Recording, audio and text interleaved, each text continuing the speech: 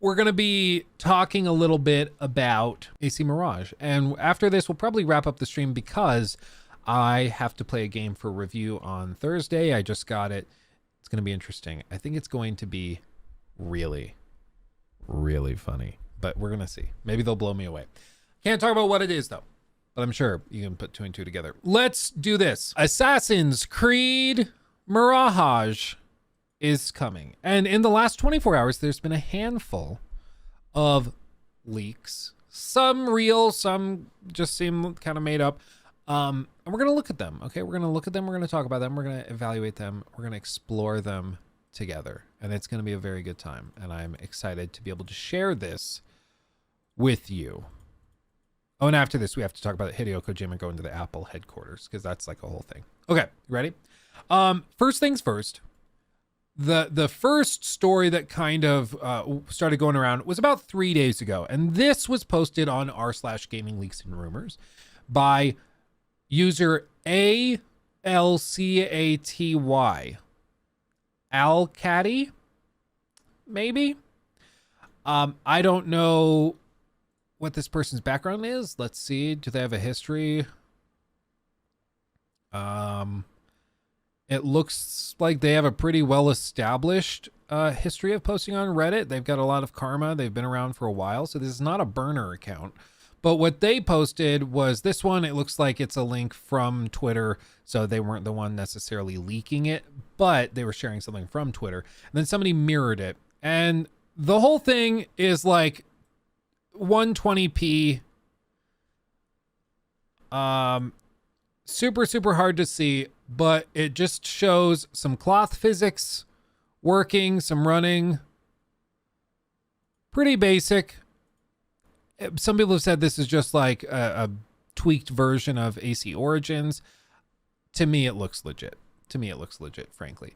And as for what we can take from this, who knows? It's just like cloth physics and you can run in the game. One of the other things is that the camera is sitting far lower, which is interesting. That's compelling because in the last few games, the camera's been very high up and far behind the character.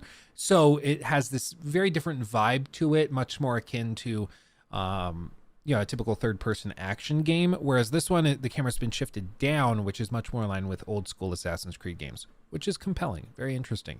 One of the other things that happened was that there was a post.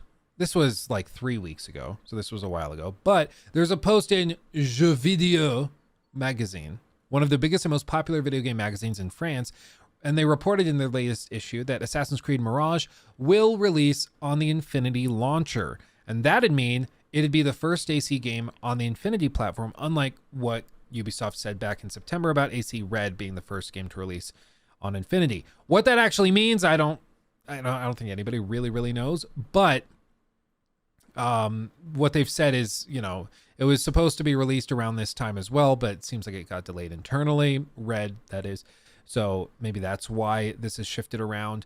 As for what this specifically looks like, I think this post by Nikki is probably about right. Infinity is going to be a platform similar to Hitman World of Assassination, according to how developers have described it. It's not going to be an additional launcher, so it's not like there's going to be the Infinity launcher where it's a new thing like Epic, and then you have the Steam launcher, and then you have the Infinity launcher. It's not like that. It's not going to be an MMO, and it's not going to be an online game. It's basically just going to be like, you guys know back in the day, was it Black Flag? I think it was maybe Unity, actually. Did somebody comment it? Because it's like very... Oh yeah, right here. Somebody in the comment section actually posted it. It's going to be a hub application game with additional free and paid content, something like what can be seen in the AC Unity prologue, where there's a selection of campaigns to be played.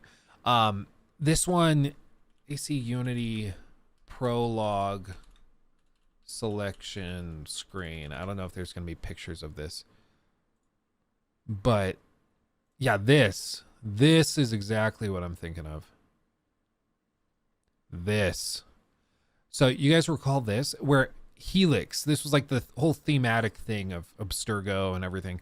But this is, from what I can tell, what AC Infinity is supposed to be. It's basically like you can select the different story missions and campaigns in different worlds. And maybe they have a different way of doing this where it's like a central hub where you can walk through doorways and then go to a different world. You walk through this doorway, you go into Valhalla. You walk through this doorway, you go to Baghdad. You walk through this doorway and you go to London. You know, there's a lot of cool stuff you could do.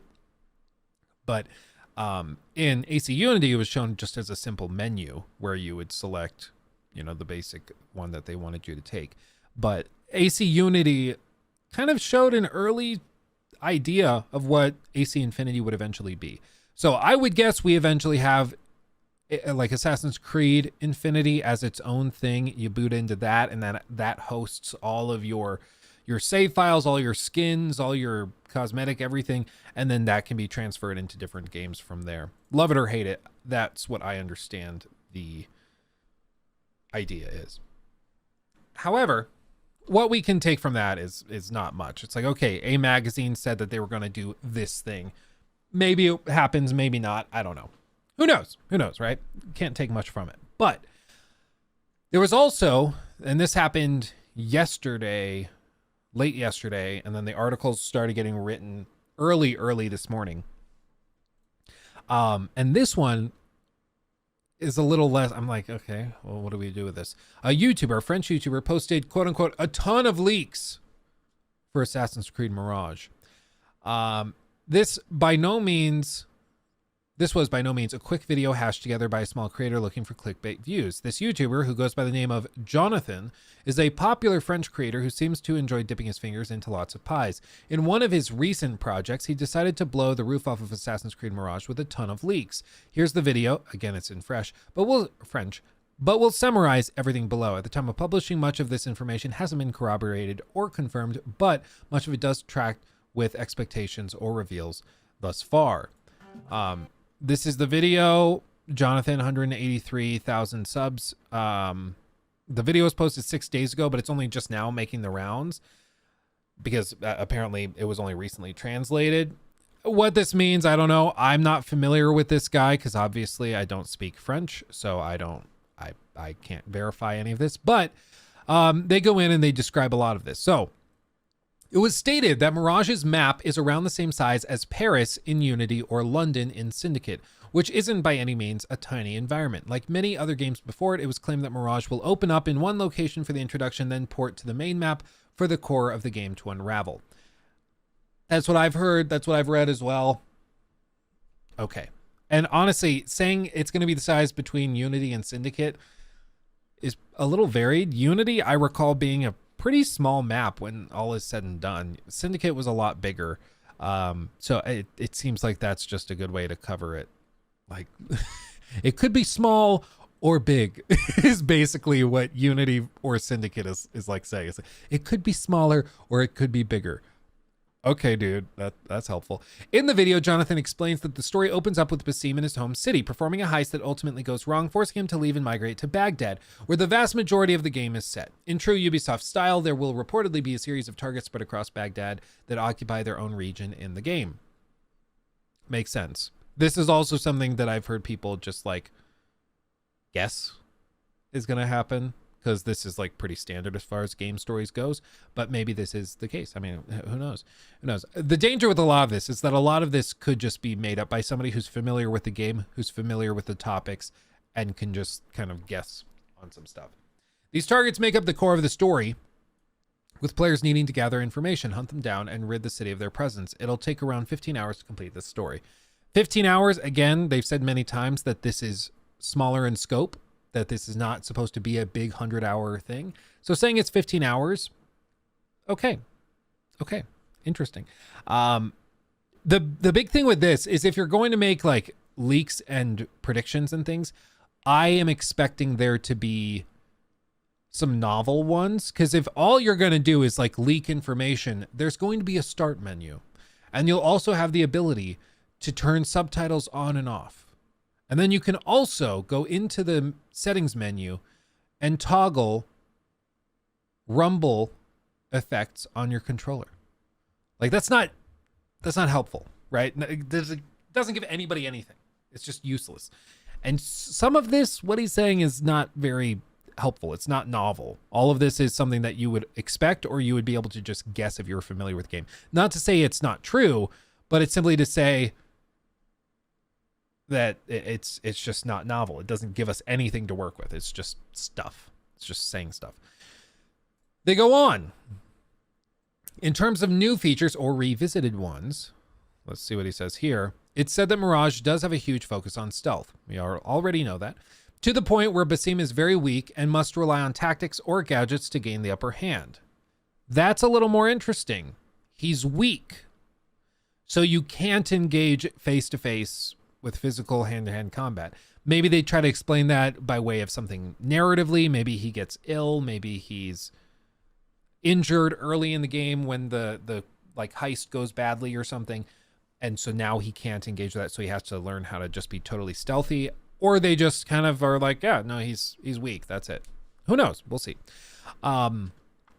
This is a novel prediction here, though, or leak. This one is actually relatively interesting. As far as I'm aware, we've not heard anything about this. So this is one that is genuinely interesting.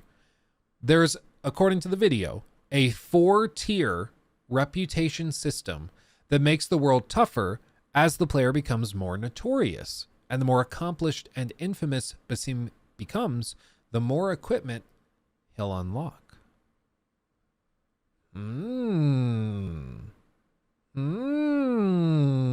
Interesting. To me, that sounds very similar, like I think it was AC to reduce your notoriety by removing posters, bribing a herald, or killing a corrupt official. So you can go through, you remove those to lower basically your wanted level or notoriety level. Just like this right here. You remember these, you remove it, and then boom, it lowers. So it sounds like he's saying something very similar is going to be implemented in Mirage, which is interesting. And with this tied in where they're saying the more infamous, well, they say accomplished and infamous, doesn't necessarily directly tie to the notoriety, but there could be a cool thing where if you complete quests while on a high notoriety like tier, then you can get more XP payouts, or you get special access to different upgrades and things, maybe something like that. That could be interesting, where you can choose to get rid of your notoriety and have an easier time in the missions, or choose high notoriety and get through the missions that way. That could be really, really interesting. Oh, thank you. Thank you. No, you. Got a mouthful. He was throwing a fit. He didn't want me to leave him upstairs. Oh, well, thank you, dude. Thank you. So it's going to be very, very interesting. Very interesting. Let's see. If that is all true, I imagine it'll simply be you having low health at the start of the game and upgrade throughout it, basically like every single game. Yeah, I just mean, like, are they going to justify it narratively, or is it just going to be the thing where it's like he's a new recruit and so he sucks in the early game, and then as you play the rest of the game, it levels up? I don't know. Somewhat of a hot take, but I liked AC3's combat in that it was very versatile and flexible. It was tense and kept you on your toes, especially because of the limited health. AC3, I remember playing it at launch and thinking it was like next generation. It was super cool. The animation quality was crazy. The finishers were gory and intense. I really liked AC3 back in the day. Nowadays, of course, in hindsight, it doesn't look that great. Doesn't play that great, but I think it's because it was kind of the stepping stone to what they would do in the next few games. Let's see. They go on. There are reportedly all new movement mechanics and animations. Parkour is, quote, like Origins, but better, end quote, whatever that means. There are almost no modern day references or scenes, and there's a tie-in with the Isu that connects some story elements together. Apparently, we'll also see factions return to the game, like in AC2 and beyond, with players having the ability to hire them for various purposes. Interesting. So it basically sounds like old school Assassin's Creed, just with a new coat of paint, which is pretty much what everybody else was saying. And finally, Jonathan claimed the release date will be October 12th. He stated that, quote, there was no chance of it coming in August. That was BS. Interesting. As to what we can take from this or make of it, I'm not entirely sure, to be honest. I think maybe, is there a way? Settings, I don't know if it's going to let me do it, but run down on everything. Oh, geez, this person went crazy. There is an Isu temple under Alamut, which stores the records Altair uses as keys to enter the library. Apparently, this isn't a spoiler because it's on the AC Wiki and is part of the lore. There's just going to play into that. Okay.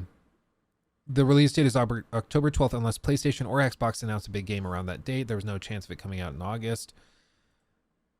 The parkour resembles an advanced version of Origins, which makes sense because it's on Valhalla's engine, but with slightly better animations. Basim is hurt. When Basim is hurt, he will limp. There's some cool animations when he's jumping across rooftops, but it isn't like Unity, so lower your expectations there. Crowds aren't anything like Unity. Personal opinion, that kind of makes sense because Unity has crowds of people chanting in the streets outside buildings, whereas this is more of a city. Okay. It's a lot more than Valhalla. Sorry. Assassin's Creed Valhalla. But, which isn't hard, but don't expect Unity levels of NPCs. The game really is centered around stealth. Basim has very low health, so 3 hits and you're down. That's why there's such an emphasis on gadgets, throwing knives, smoke bombs, noisemakers, one of those tubes you blow shit out of with sleeping darts and berserk darts. Interesting. I'm gonna be, I don't know. This whole thing is very, very interesting. Very interesting. There's not a lot of novel predictions here. The notoriety thing is, I think, the most novel thing he mentions. Everything else is kind of par for the course, pretty standard as far as Assassin's Creed leaks are concerned. But I am at the very least intrigued. Because everything we're hearing as we get closer and closer just sounds more and more like old school Assassin's Creed, which is good. And who knows, if this really does review well, if it gets good scores and if it sells well, I mean, you might see them quickly be like, within a week or two, they might come out and say publicly, we're working on another one just like this. Because they're going to get so high on their own supply, so high at the taste of success and positive feedback after all these years of negative feedback that they're going to be like, oh my God, yes. Ubisoft says they're releasing 8 games before March 24. Who wants to bet only 3 will actually come out? Yeah, man. They just got it. They have all these games in this like middle processing bin, and they just got to dump them. They just got to get it out, start from scratch, move on. Because some of these games have been in development for like a decade. Beyond Good and Evil 2, which is still somehow in early development. Or, you know, Skull and Bones. It's amazing. Just dump it, start over. Or dump it and move on. Do something else. It's just amazing to me that after 10 years, they're like, oh, well, we're eventually going to figure it out. Not many games are in development for 10 years and then end up really, really good. Just not super common. He took my thing.